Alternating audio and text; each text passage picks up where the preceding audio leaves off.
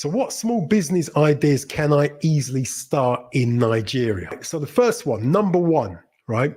Offer a catering service. Number one, offer a catering service. Let's just have a little read of this. So do you love to cook? Launching a catering business may be the perfect small business idea for you. You can cook from home and cater for other local events. This is a lucrative business idea that you don't need a huge capital injection to start. Besides the cost of food items, you may also have to hire a few employees as you book more events. And I just want to say one thing about hiring people, guys. Finding good people to hire in any country isn't easy. Whether you're in the UK, whether you're in the States, whether you're emigrating to Africa from the Caribbean, and on the African continent, in Nigeria, anywhere you go, finding good staff is hard, right? So building your team as you expand is your absolute number one priority. Basically, they will make you or break your business. Good staff will make or break your business. Trust me. Finding good people. Yeah. Your bill and service charge should cover these expenses. Right, okay. Right, number two, I'm not going to play the video. I think you get the idea. And I'm not saying you should necessarily cook outside either. That's just traditional cooking, right? Okay, number two, start a palm oil storage business. Start a palm oil storage business. Now, palm oil is used, if you like, as a traditional oil in Nigerian cooking. I wouldn't cook with it. My wife is half Nigerian, half Ghanaian. She's a nutritionist by trade. I'm going to have her on the platform. We're going to be talking nutrition, all things nutrition and food at some point. But she doesn't cook with palm oil, right? So palm oil it's not the greatest oil to cook with because it solidifies. It literally goes hard in your body, right? So I wouldn't recommend palm oil. I would recommend possibly olive oil or some other kind of oil, but palm oil, I know it gives that authentic Nigerian taste to your cooking, but it's not necessarily the most healthiest of oil, but there you go. So anyway, leveraging the palm oil trade can unlock Nigeria's lucrative small business opportunity. Here's how to start. And this website, I'll put all the links in the description. I'm not going to click on it now, but anyway, this link takes you to where, gives you more information about how to start a palm oil storage business. So from February to April, when the palm kernel prices dip, buy palm oil at its lowest cost, then store it away until July, the peak season when demand surges. By reselling the stored palm oil during the high demand period, you can enjoy substantial profit margins ranging from 50 to 60%. I do now remember somebody on YouTube running a palm oil business. It was a woman. God, was it Woody Meyer or was it someone else who had a look around their business? I can't remember that anyway, but they ran this business. I think they were a Nigerian returning from the US or the UK. I can't quite remember, but this was the business they were running. This strategic approach taps into the seasonal fluctuations of palm oil prices, allowing you to maximize your investment. Embracing small business ideas like this is very simple. It is about understanding the market dynamics and timing your actions right. With careful planning and attention to price trends, you can create a substantial source of income.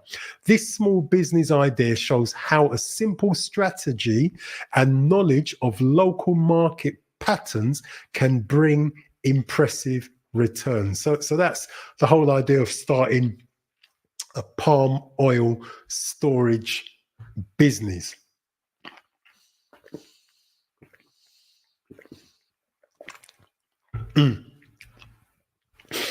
Okay, remember, subscribe to the channel, hit the like if you're getting any value from this at all, guys.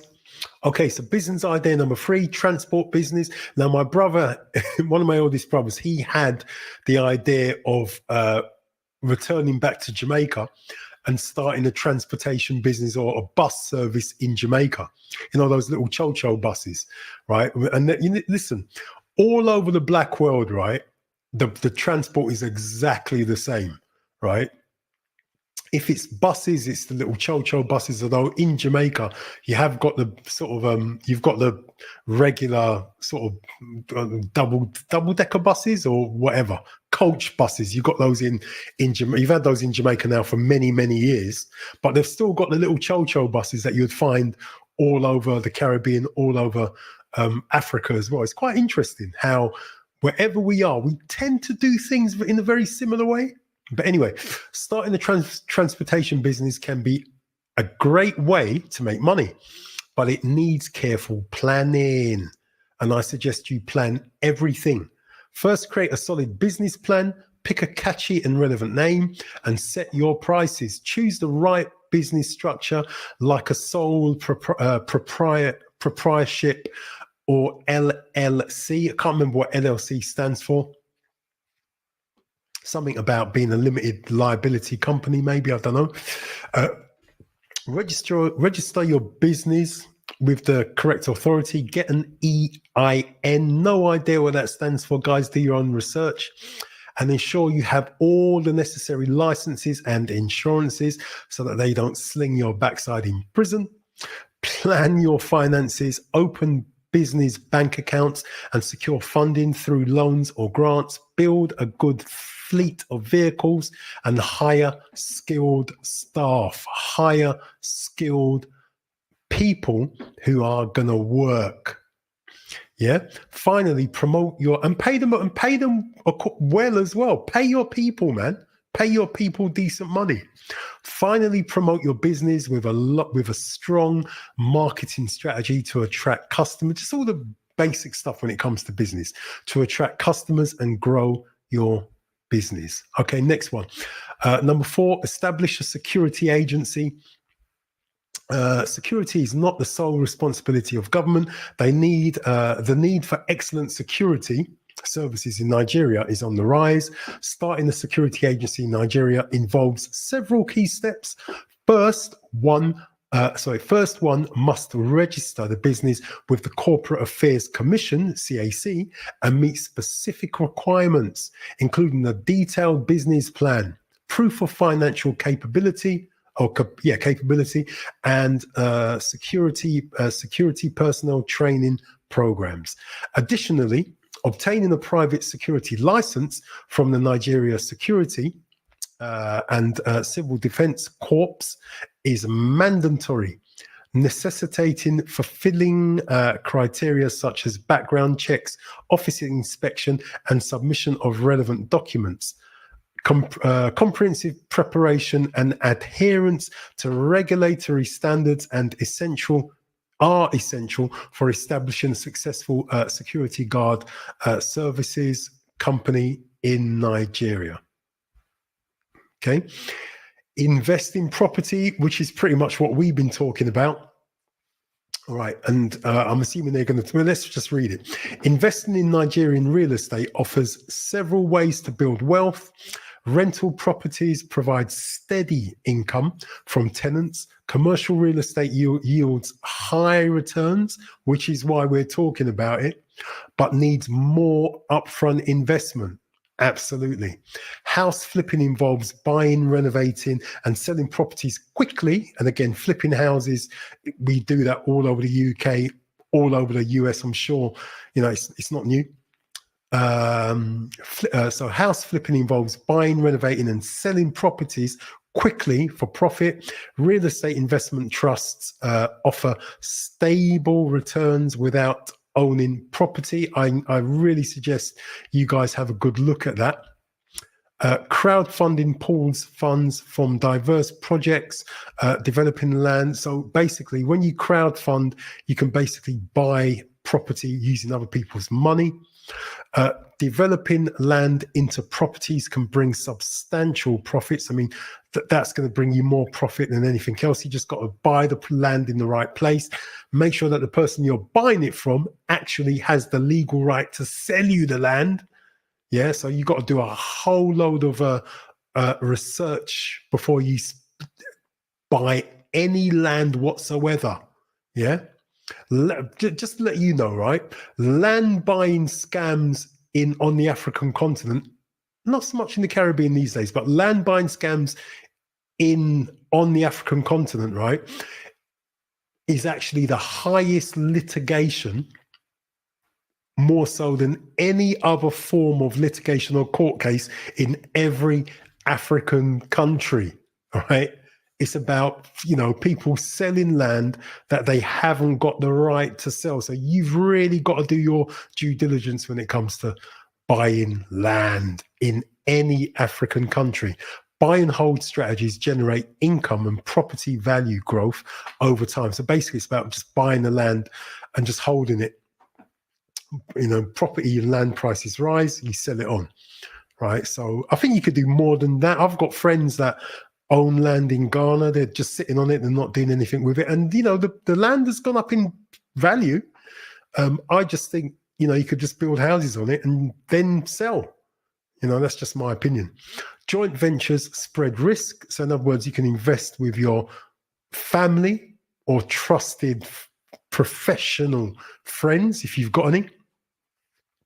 And don't get me wrong, sometimes family and friends are not the best people to go into business with, not the best. But, you've got to use your own judgment around that, right? Yeah. These options cater to different investor goals in Nigeria's expanding, rapidly expanding property real estate market. I'm going to run through the rest quite quickly. Poultry farming in Nigeria is a gold mine. Again, I've seen loads of videos around poultry farming, not in Nigeria, but in Ghana, right? Definitely worth a look at that. Yeah. Rental services, renting what? Let's have car rental services. Is that right? The rental services industry is broad in Nigeria, covering car rentals, event rentals such as canopies and chairs, and house rentals. So that's a massive, basically anything.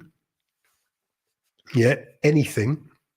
Basically find out the need and then basically start up a rental business in that area. Pretty much as simple as that. Snail farming. And again, I did see a video, I think a Woody Meyer video. So that would have, I don't know what country the snail farmer was in, but yeah, again, this is another, believe it or not, this is another business. This is another business, believe it or not. This is another business, right? Starting a snail farming business is relatively easy and requires minimal investment. Let's move on really quick. And again, guys, with all of these, do your own due diligence and your own research. Sports viewing centers business. Yeah.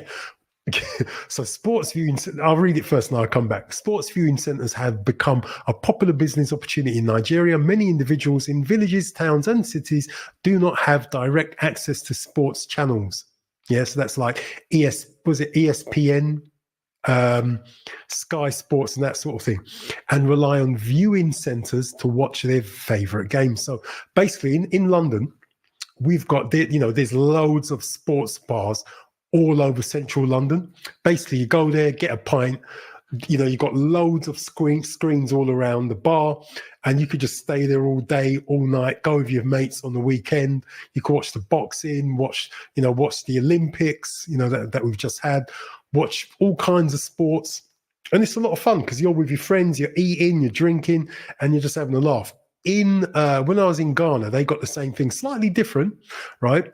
But basically, again, a place where guys can and women can just go hang out and just watch sport, right? And it's massive. And we were in one sport. It's funny. We were in one sports bar in, God, where was that? In Accra, and the guys were I mean, I couldn't speak tree at the time. I still can't. Right? I'm pidgin tree, if that makes sense. But basically, there was a load of mates, right? But they were having one long argument about Arsenal playing, I don't know, Chelsea, was it? Arsenal, was it? Anyway, two English teams, Liverpool versus Manchester United, because in Ghana, they love English football, right? Right? They were arguing about this game, about 5 guys with about 10 guys watching, just laughing. They were, basically, it's a good laugh. They were arguing about the game, right, for about 2 hours. I mean, it's funny just watching them. It's just, I mean, I didn't understand a word they were saying. And some of the guys we were with had to translate. But yeah, anyway, so yeah, it's funny. But yeah, sports bars are massive. Basically all over West Africa, man. They're nuts for football, nuts for any sport, right? So that's a big one. That is a big one. Easy business to set up and run. As long as you got a Sky connection, as long as you got ESPN or some sort of thing like that, set up a really nice bar, lots of screens, and they will come. It's as simple as that. That is a good business. And it's an easy business idea because all you need to do is you just need to know how to run a bar and maybe sell some easy food, right? So that is, if I'm really honest with you, that is one that I'm considering. That is one. Just get a venue. One side of the venue could probably be a sports bar. The other side could probably be a nightclub. It's as simple as that. So both of them could be literally open at nighttime, but you take your pick. You can either go to the sports bar or go to the nightclub, all on one site. Just buy an old warehouse and just chop it up and convert it. So that for me is a brilliant idea, personally, right? Guys, Nigeria is a hot country, right? So number 10, ice block production. In Nigeria, where power supply is often unreliable, unless you've got a backup generator, ice blocks are necessary for cooling food and drinks.